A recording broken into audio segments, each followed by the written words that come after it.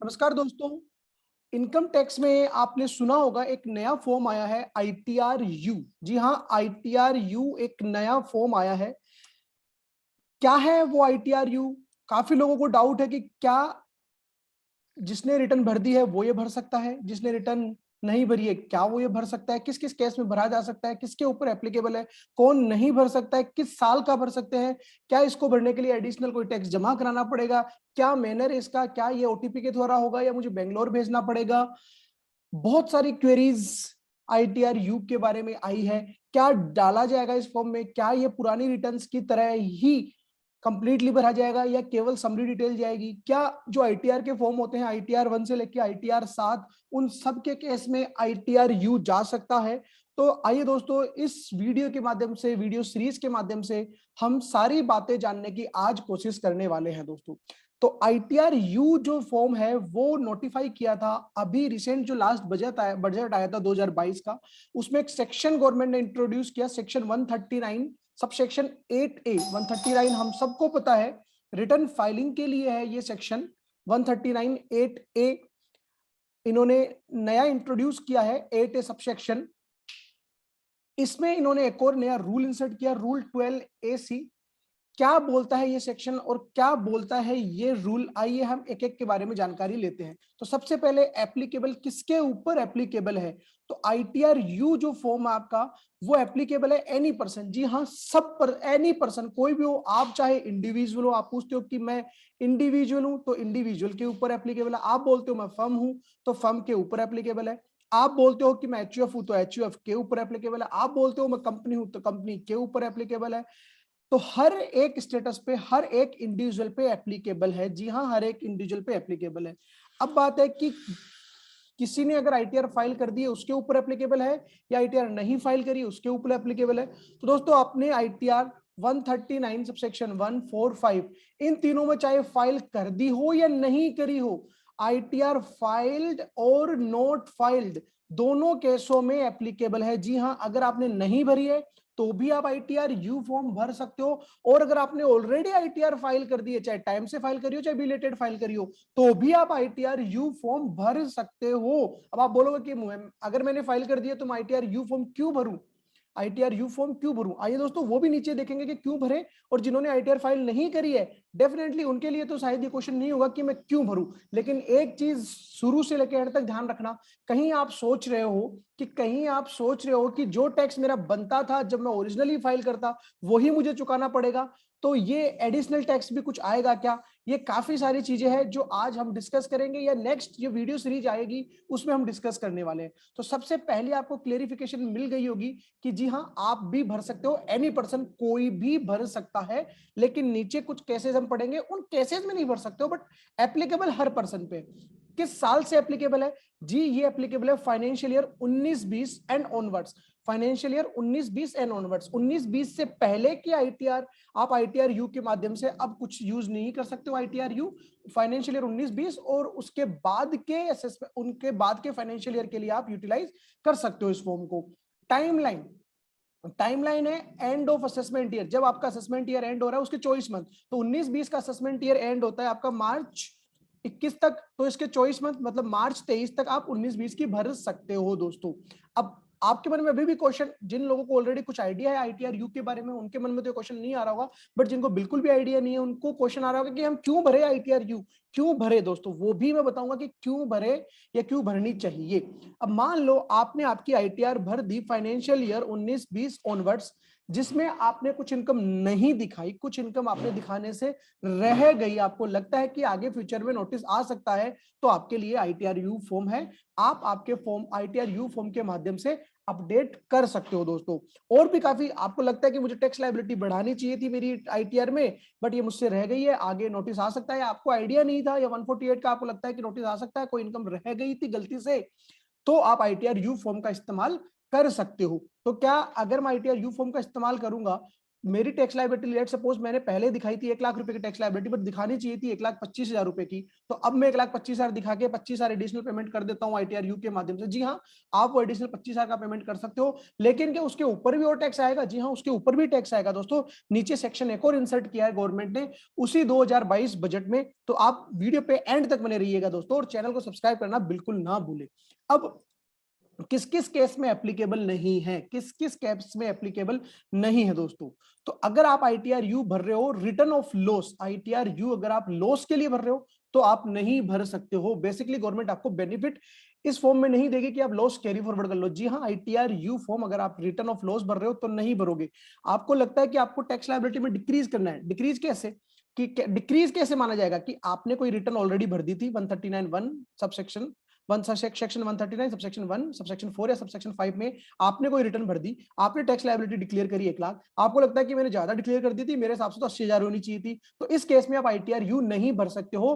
Tax liability decrease करवाने के लिए आप नहीं भर सकते हो, या फिर ITRU भरने से आपका रिफंड बन रहा है तो भी आप नहीं भर सकते हो, या रिफंड में इंक्रीज हो रहा है। इंक्रीज कैसे कैलकुलेट करेंगे? मान लो आपने ओरिजिनली ITR भरी थी, उसमें आपका रिफंड बन रहा था 1.5 लाख रुपए, और आपको लग रहा है कि यार मेरा रिफंड बनना चाहिए था 1,70,000 रुपए, क्योंकि कुछ अपडेट्स अभी हुई है 26 वगैरह में, कुछ भी एक्सपायर्ड रीजन हो सकता है कि अब मैंने एक पर्टिकुलर क्रेडिट नहीं ली, इसकी वजह से मेरा रिफंड बढ़ना चाहिए, बढ़ना चाहिए, तो मेरा रिफंड होना चाहिए 1,70,000। तो इस केस में आप नहीं भर सकते हो दोस्तों। तो टैक्स लायबिलिटी कम करवाने के लिए नहीं भर सकते हो। अब आप बोलोगे कम कैसे? कम कम की कैलकुलेशन कैसे होगी कि मैंने अभी तक ITR ही नहीं भरी है, तो कम ज्यादा की बात ही कहां हो गई? तो अगर आपने ITR ही नहीं भरी है तब तो कम ज्यादा की बात है ही नहीं, फिर तो आपकी जो एक्चुअल टैक्स लायबिलिटी है उसके थ्रू आप ITRU भर सकते हो। लेकिन ध्यान रखना, रिफंड नहीं मिलने वाला आपको रिजल्ट, ना तो रिफंड मिलने वाला है, ना ही अगर आपने पहले भर दी थी आपकी ITR तो रिफंड इंक्रीज भी नहीं होने वाला है। तो बेसिकली गवर्नमेंट को इस पर्टिकुलर फॉर्म के द्वारा आप बेनिफिट नहीं ले सकते, बस आपको ये बेनिफिट है कि कल को आपका केस असेसमेंट में, स्क्रूटनी असेसमेंट में, 148 में, सर्वे में वहां जाता है तो वहां पे जो भारी लिटिगेशन की पेनल्टी, इंटरेस्ट, वो सब लग सकता है, उससे शायद आप बच सकते हो। तो आपको ये बेनिफिट नहीं होने वाले हैं कि मैंने पहले कोई लॉस कैरी फॉरवर्ड नहीं किया था वो मैं करवा लूं, टैक्स लायबिलिटी में कम करवा लूं, या रिफंड मेरा इंक्रीज करवा लूं। जी नहीं, उन केसेस में आप ये फॉर्म नहीं भर सकते हो। साथ में अगर 138 में सर्च आपके ऊपर इनिशिएट हो गई हो, या फिर 138A में आपकी बुक्स, कोई भी एसेट्स, कोई भी डॉक्यूमेंट रिक्वेशन किया हो, कोई सर्वे कंडक्ट हो गई हो दोस्तों 133A में, तो आप ये ITRU फॉर्म नहीं भर सकते हो। 133A में सबसेक्शन है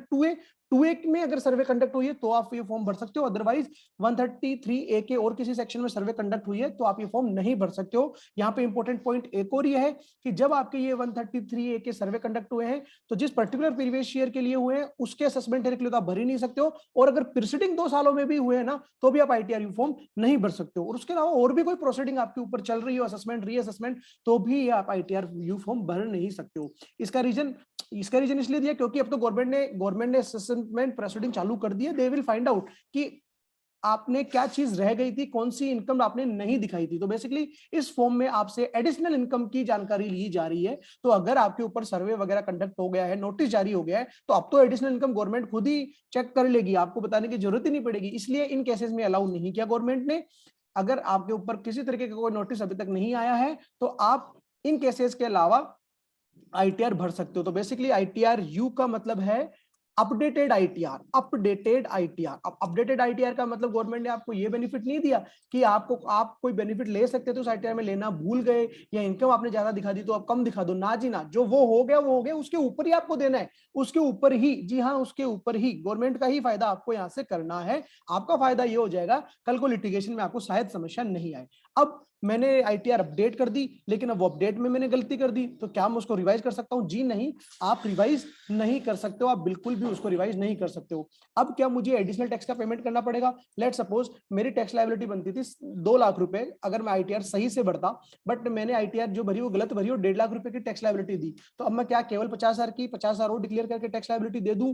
तो दोस्तों अगर केवल वही 50,000 रुपए गवर्नमेंट को रिकवर करने होते तो ये फॉर्म क्यों लाती? ये तो यहां पे आपको एक नया सेक्शन इंसर्ट किया है 140B, सेक्शन 140B, उसमें 25%, उसमें 25% और 50% आपसे एक्स्ट्रा टैक्स लिया जाएगा, ब्याज तो लिया ही जाएगा। इस 140 बी के बारे में हम नेक्स्ट वीडियो में डिटेल में बात करेंगे कि किस केस में 25%, किस केस में 50% आपसे लिया जाएगा। दूसरा manner of filing, manner of filing क्या होगा वो भी हम देखने वाले हैं। और एक्चुअल आईटीआर यू फॉर्म कैसा दिखेगा, क्या इसमें मुझे सारी इनकम डालनी है। लेट सपोज मैंने सैलरी की इनकम डाली थी 10 लाख रुपए, मुझे डालनी चाहिए थी 11 लाख रुपए, तो क्या मुझे आईटीआर यू फॉर्म में, क्या मुझे आईटीआर यू फॉर्म में पूरी की पूरी सैलरी की डिटेल वापस देनी पड़ेगी। ऐसे ही मेरी कोई बिजनेस की इनकम थी, मान लो मेरी कोई बिजनेस की इनकम थी 6 लाख रुपए, जो मुझे दिखानी चाहिए थी 9 लाख रुपए, तो क्या मुझे पूरा का पूरा बिजनेस का P&L बैलेंस शीट वापस देनी पड़ेगी। तो दोस्तों इन सब के बारे में हम नेक्स्ट वीडियो में बात करेंगे, क्योंकि ये वीडियो ऑलरेडी बहुत लंबा हो चुका है। मैं रिवाइज रिकैप कर देता हूं आपको। सेक्शन 139(8) इंसर्ट हुआ है रूल 12 AC के साथ।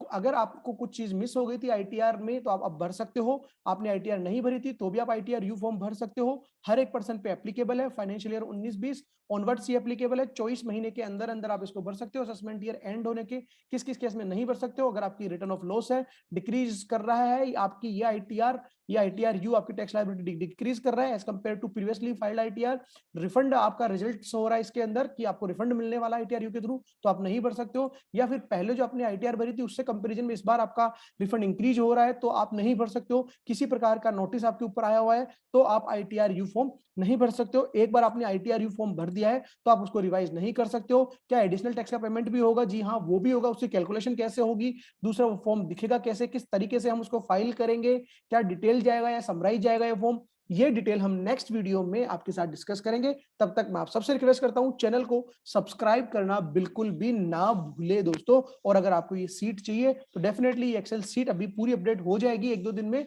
तो ये एक्सेल सीट भी मैं आपके साथ शेयर कर दूंगा। कमेंट बॉक्स में आप आपकी ईमेल आईडी मेरे साथ शेयर कर देना दोस्तों। मिलते हैं नए वीडियो में नई जानकारी के साथ, इसी को आगे बढ़ाते हुए। Thank you so much. जय हिंद, जय भारत।